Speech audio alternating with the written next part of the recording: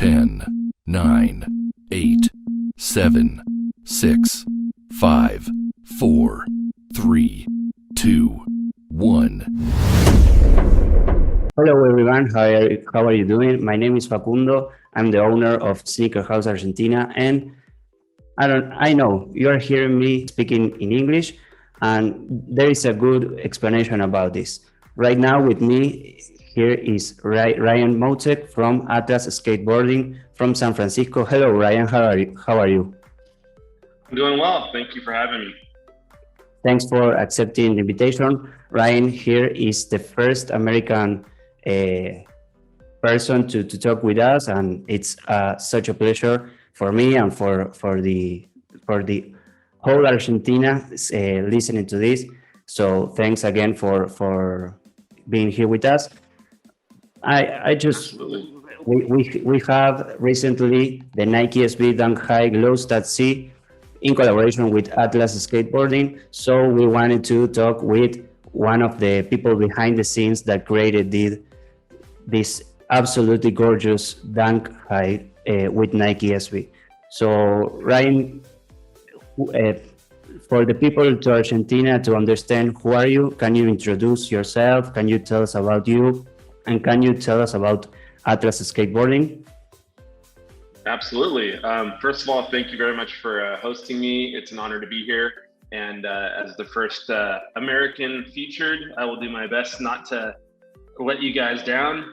My name is Ryen Motzek. I'm born and raised in the San Francisco Bay Area, lifelong skateboarder, and co-founder of Atlas.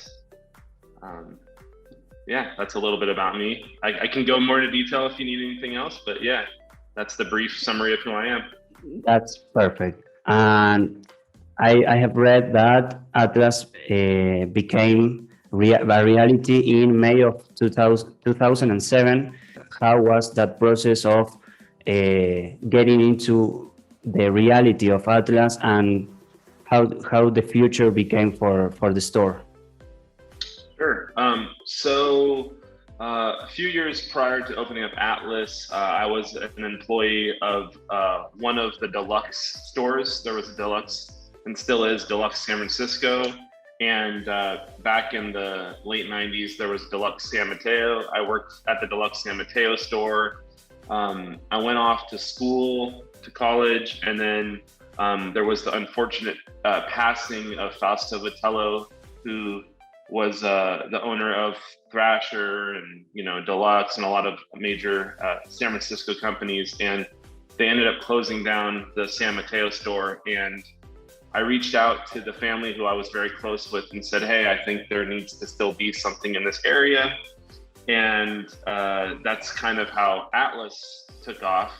They said, we want to close down the Deluxe San Mateo store to keep it simple and kind of consolidate the family businesses, and they were more than happy to see us try something new.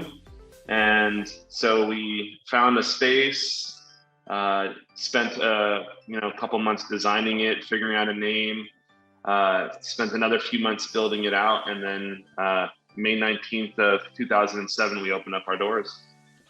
Nice, perfect. It is located in the Bay Area in San Mateo, right? Yes, it's in the San Francisco Bay Area, and there's the city of San Francisco, and then there's the San Francisco Bay Area, and then there's the San Francisco Peninsula.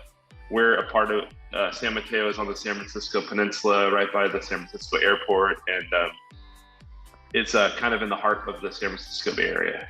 Perfect. It is a good place around to skate, to go out and...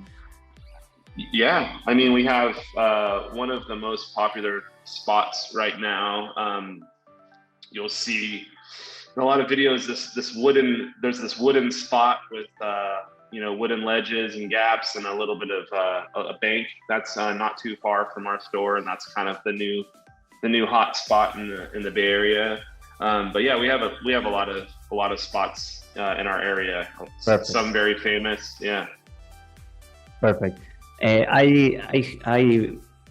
have studied for this interview. I'm very prepared, and I have read that I have read that there's a model or there's a phrase that comes with the Atlas skateboarding shop that is passion over profit. Is that phrase it stands at today, and what does Atlas do to confirm this? It's a great question. Basically, we built Atlas to have our focus be community and supporting people, brands, and a vibe that we believe is true to skateboarding. There are lots of opportunities to get involved with probably products that would sell really well, like electric skateboards and longboards and that kind of stuff, or maybe hyper mainstream brands. Yeah, penny boards, electric boards, like just stuff that maybe isn't what we feel represents the skateboarding that the culture that we're a part of. So rather than looking at the bottom line on everything we do, we look at what feels right for our store. And we believe that by sticking to that ethos, it'll be better for our business as well. So there is a business strategy there, but our focus isn't the immediate bottom line. It's more about the culture of the community.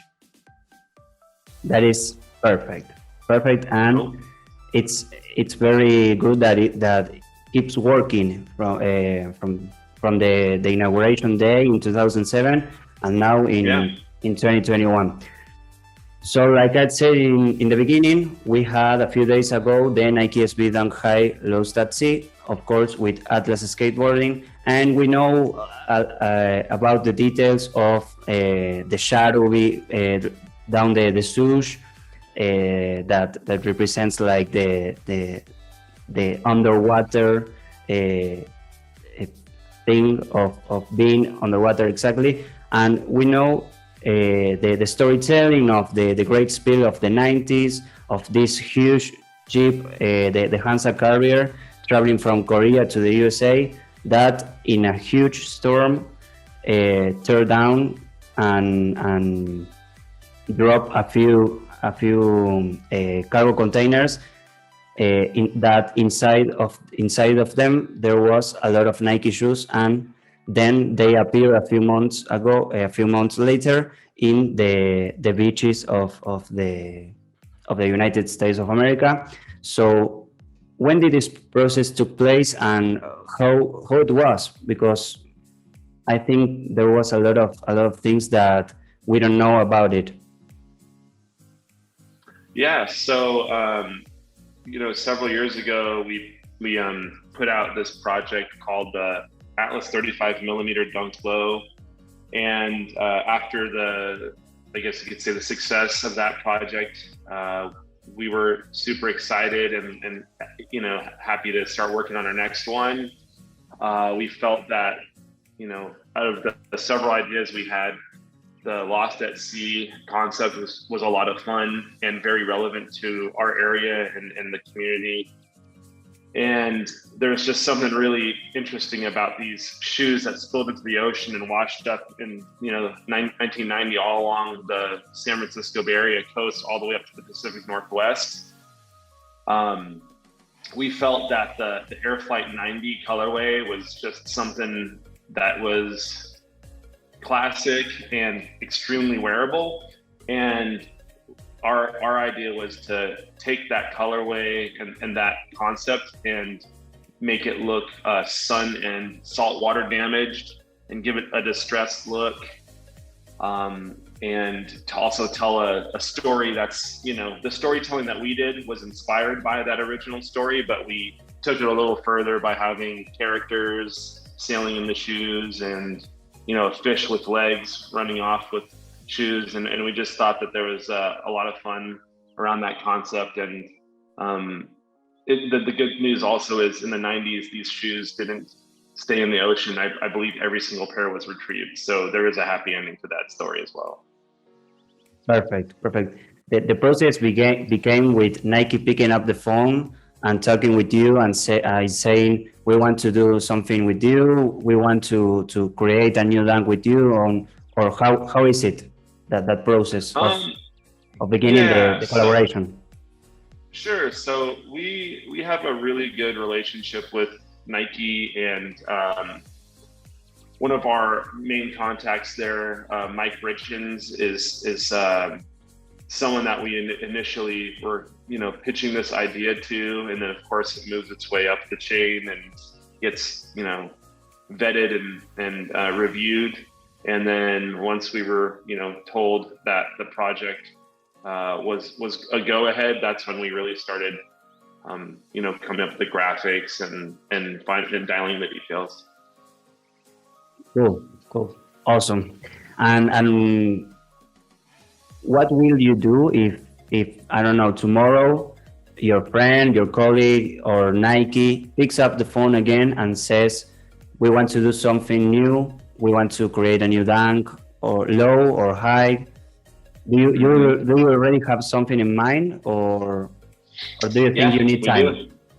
No, I mean, it always takes time, but we're already working on our next one. I can't give any details yet, but we are actively working on our next one, and I think we've got another pretty cool story to tell. Perfect. We will wait, very anxious to that next creation. So sure.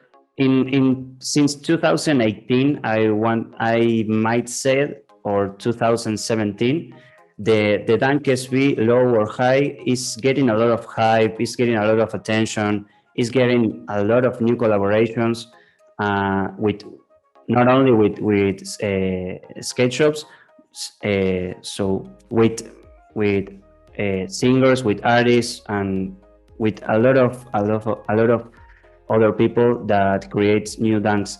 Do you think this hype became from nowhere, or do you think there is an explanation to this hype over the dunk?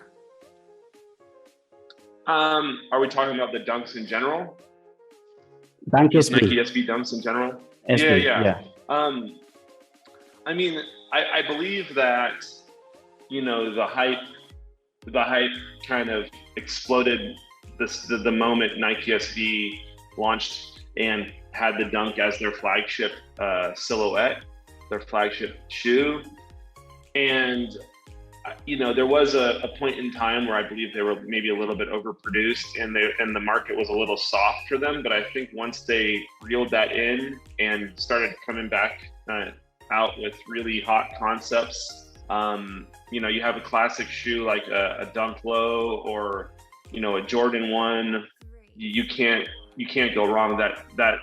That's forever going to be a classic. And you put some really good stories and colorways behind it, and it's going to be a hit. Nike is a brand like none other, Of course, and that represents a lot of things now and back in the day. So we hope this hype, or we hope these amazing creations keep growing in the future. So talking about the future, I've read an interview that you did with, I'm going to read it, Scotch Parlor. I don't know if you remember. Yeah, I remember. And you said a beautiful phrase that says exactly, I believe that working to be organized and really working to be a good communicator is what's helped me to stay on a good path in my life, either in business or just in my relationships. Scotch Parlor added, consistency, trustworthy, and reliable are all characteristics that have kept Ryen successful throughout the years of being an entrepreneur. So my question is, where do you see yourself in the future? Where do you see Atlas skateboarding in the future? And what do you want to happen in the future? Yeah, so, I think it's always a little overwhelming or scary to think about the pressure of the future. But for me, I think it's kind of staying on the same path and being consistent and just hopefully, steadily moving along. I'm very dedicated to my community and to serving, my local community, but also the skateboarding community as a whole. So as far as Atlas, I hope that we continue to grow and develop our own brand further. There's a lot of work to be done here as far as getting, I don't even want to call them skate parks, but just places to skate. That's something that, I hope the future, that's something that I can work on with the community. But as far as myself and Atlas, I really believe it's just, staying on the same path and just serving our community the best we can. Perfect. As you are doing now. So yeah, keep it going. Exactly.